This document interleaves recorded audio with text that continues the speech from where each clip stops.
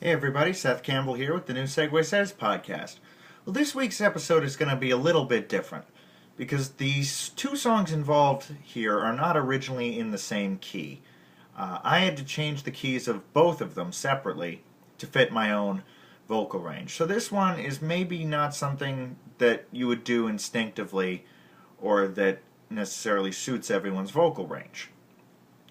Now, I debated whether or not to do this one for a while, but I decided I would because while the two songs themselves might not necessarily be something you would do the way I do it, and there's actually two possible ways, both of which illustrate some very useful principles in terms of segueing between two songs that are in the same key.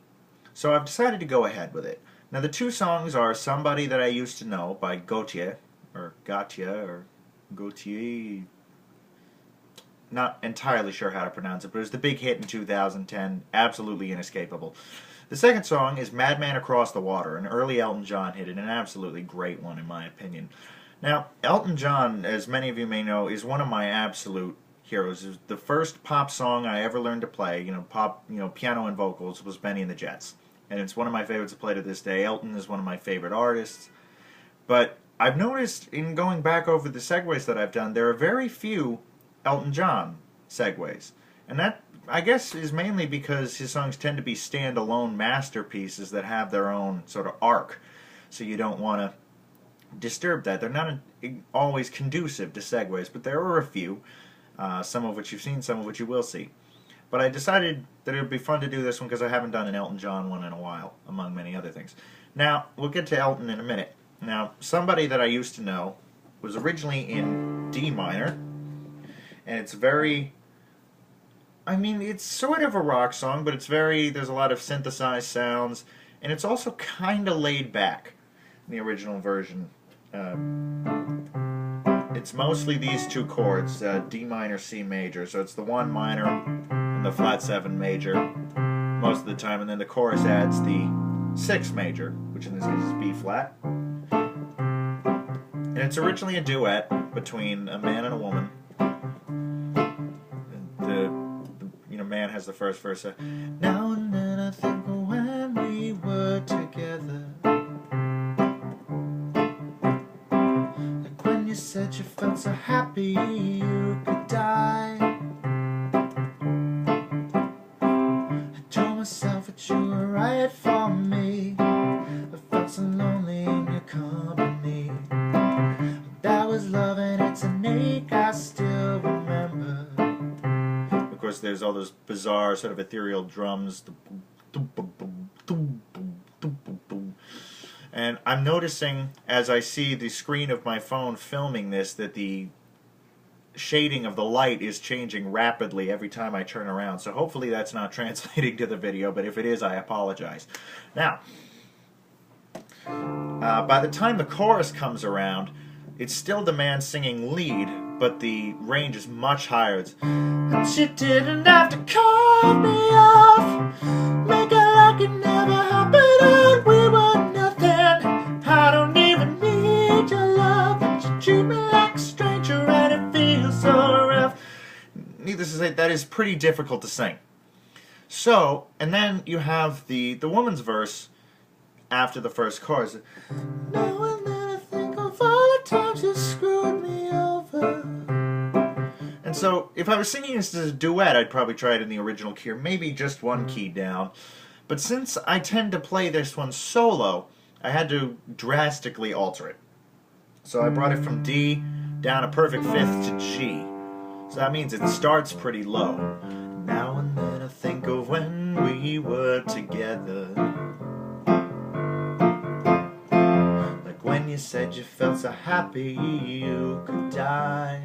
And so that opens up the chorus to be right sort of in the center of my vocal range, and a lot of the male vocalists I know as well tend to, I've asked them where they would sing this song, and they would say probably in the same range. So it'd be something like, but you didn't have to cut me off, make out like it never happened and we were nothing. I don't even need your love, but you treat me like a stranger and it feels so rough. You can put a little more punch into it. Didn't have to stoop so low, your friends, collect your records, I'll change her number. I guess I didn't need that though, 'cause now you're just somebody that I used to know. Somebody. So it's a more reasonable vocal range for me. Now, I should point out, because it becomes relevant in the segue, that I have altered this song a little bit further, and by I've altered it, I mean that I have ripped off the arrangement of a teacher, a professor of mine, Marty Walsh. He's a good friend of mine, actually the guy who gave me the nickname Segue. You may remember I mentioned it briefly in the Toto story, in the, I think it was the River of Dreams Rosanna segue. But I was in one of his ensemble classes and we were playing it, and he really had this great idea to make it more of a rock song and to give it more dynamics. Because currently, in the original Gotye version, it's fairly static. I mean, it has some build and some drop, but it tends to, the volume level tends to be about the same. And he saw a potential that I feel like was something that Gotye could have done. I mean, their version's great, don't get me wrong. But for dynamic range to build up the chorus, so, I mean, it really, to get the full picture, you'd have to hear it with, you know, the drums and the guitars and everything. But it's essentially, you know, you've got the, and I'm just going to do it in my key for the sake of preserving my voice. So you've got this for the whole verse, but when the chorus kicks in, you essentially double time it and start doing a lot of anticipations. Didn't have to cut me off, make it like it never happened, that we were not you're subdividing it a lot more, and particularly as a piano player, you're not just doing the so you're doing longer phrases with shorter changes for those musically inclined. The rhythmic phrase is longer, is what I'm trying to say. And then, as the pièce de résistance, if you will. I can't believe I just did that. He came up with this incredible riff to turn around the chorus. And it particularly when the band I played this in, the ensemble band, we had two guitarists, bass player, and myself all doing this riff. And it was so incredibly epic. And it goes like this. Now you're just somebody that I used to know. Somebody I used to know. Now you're just somebody that I used to know. And I'll do it instrumentally in case you want to figure it out for yourself.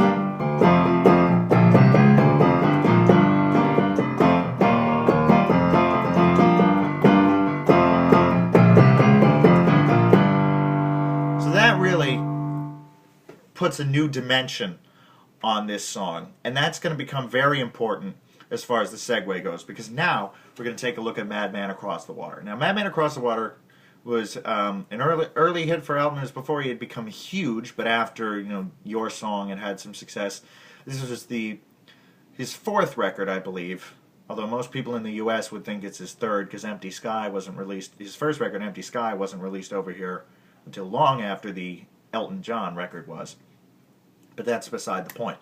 Now, Madman Across the Water is originally in A minor, and it's very much sort of an epic tale of unrequited love mixed with insanity. So, it was also the debut of Davy Johnstone in Elton's band, who of course was the amazing guitarist who is with him to this day. Now, it's the interesting thing about this song is, whereas the Gotye one is, you know, pretty much on the same dynamic, this one is hugely variant as far as if Gotye is a straight line, this one is mountains, because it starts this really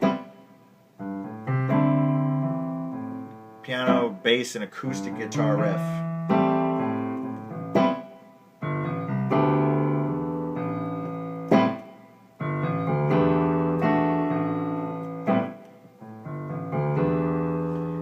Very sort of gradually building. It starts in the verse. I can see very well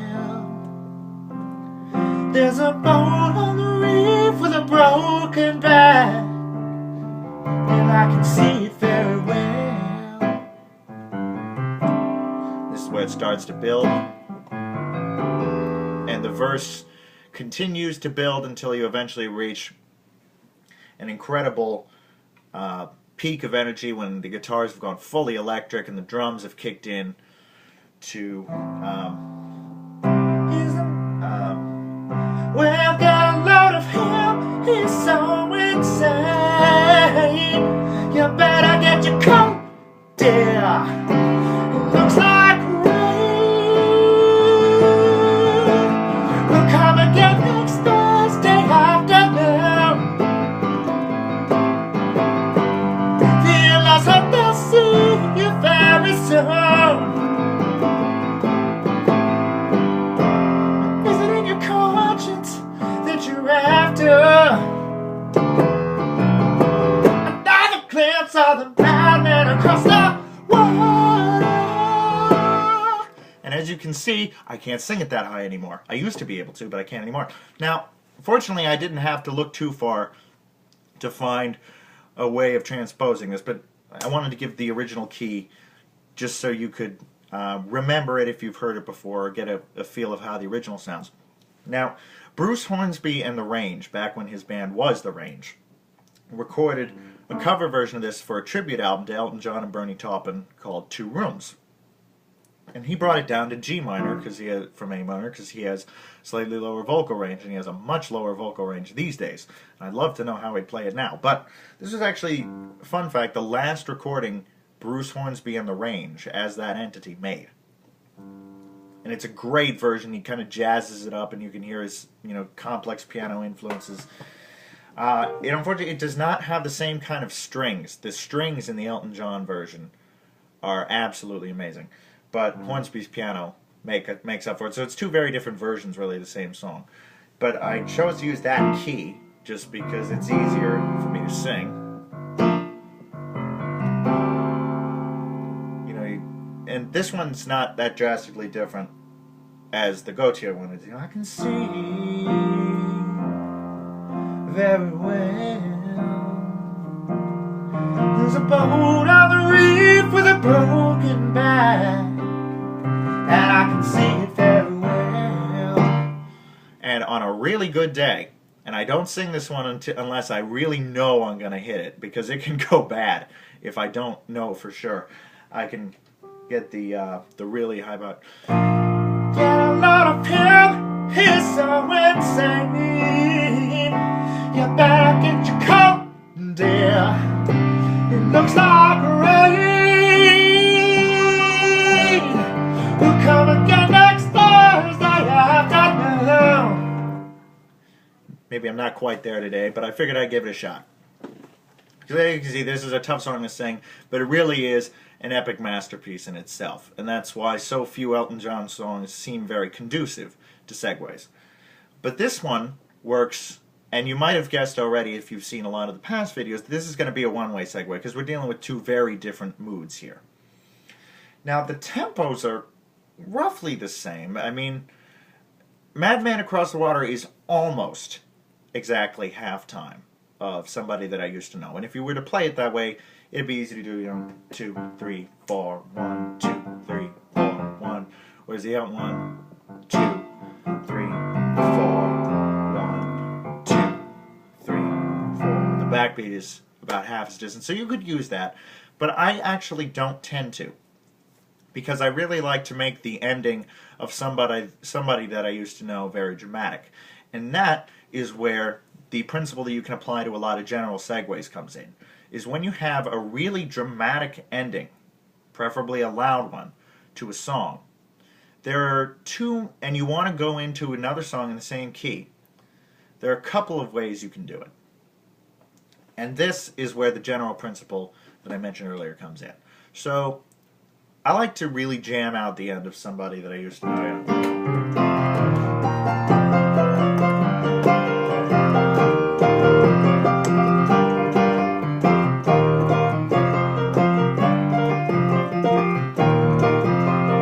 It's a really high energy, very intense moment. Just go now to somebody that I used to know. You end it with that incredible riff that Marty came up with. Thanks again for coming up with that, Marty, and I hope you don't mind that I have stolen it. Of course, I always give you credit, but I use it for my performances. Now, the essential principle of this is there are two main ways you can end it when you have a big, bah type of hit. And this is how you do it. You have a riff. You can slow it down and just end on that note. Just have the one strike and be done with it. Or then you can do what's occasionally called a jazz ending, though I've heard it a little more in rock and roll, which is where, the cymbals, the drummer does all the fills and the guitarist, goes up and down the scale, and as a piano player I do whatever I can to show off mercilessly. And it'd be something like this.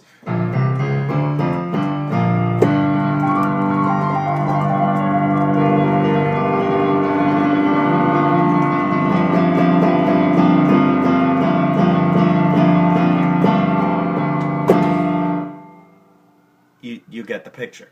Now, you choose which of those you want to do, because both of these are going to work. And you have to remember that the start of Madman is very soft. It's very subtle and very staccato.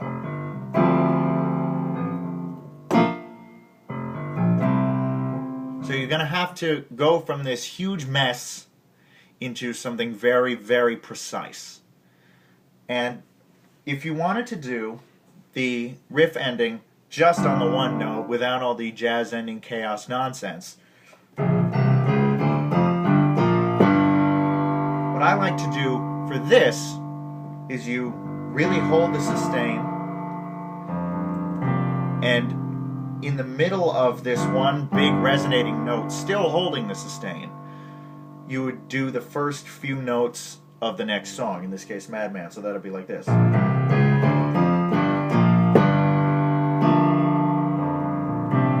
Very softly.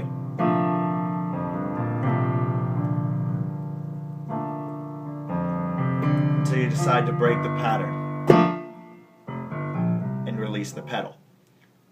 Now, there's a great example of this, and it's not technically a segue because it's two parts of one song. In the Grateful Dead's Terrapin Station, the sixth part of the song ends with this great big D, and the seventh part, which is actually a repeat of the fourth part, just listen to the song and this will make more sense. It starts with there's a riff.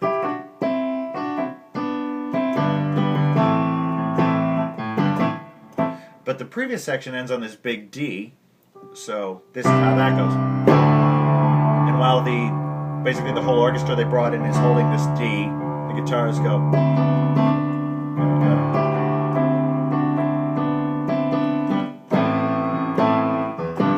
So it's starting one while the other ending is still finishing, and that's a principle we use a lot in segues, and you'll play the melody of one song while playing the riff of another, but this is taking it to a new level because you're mashing it forcibly all into one space with the use of the sustain pedal, and this works better, I think, for piano players, but guitarists, I believe, could also hold over certain notes while changing others.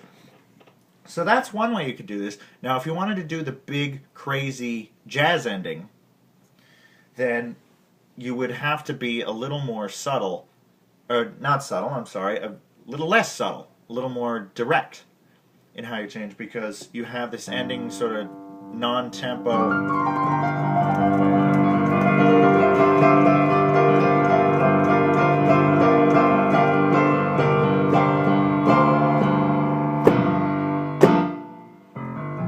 You basically have to start the new song right on the big hit at the end, at the very end of the ending, the last big band hit where everybody crashes down on one note. That has to function as both the last note of the jazz ending of the previous song and the first note of the riff of the new song. So that is how this would go. And once again, everybody looks up, the drummer raises his sticks.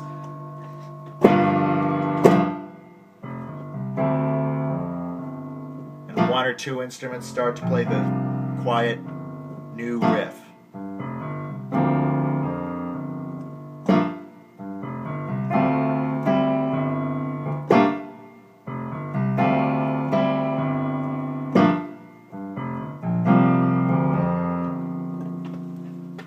And so that is the other way you could do it. Now, obviously, I'm sure there are lots of different interpretations, different ways to do this, but in my time experimenting with this particular segue and with other segues like it, where you have two songs in the same key and one has a big fancy ending, these are the two general categories you can fit all of those variations into.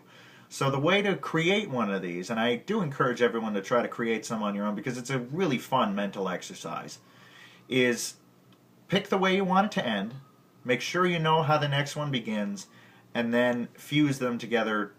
Decide where the drama is going to be. Is it going to be the big jazz ending with a sudden cut, or is it going to be a direct ending with a sort of the muddy flow in between to get you the second one? And like I said, just about any variation you come up with will fall into generally one or the other of those two categories. So thanks for watching and putting up with the long explanations in this one. Like I said, having changed the two keys pretty drastically differently, one, the Gotye one is a full perfect fifth away, whereas the Elton one is just one whole tone, or a major second. They do work really well together in the G minor key, I think, and it's a fun change of pace. But like I said, this one is more to illustrate the different concepts that you can apply to a lot of segues coming up with your own, because this is kind of a template. If I decide I want to get between two songs and there's no obvious link, this is the template I tend to apply. So hopefully you've gained some insight by sitting through this whole one. Hopefully you've enjoyed it, and as always, thanks so much for watching. I will see you next week.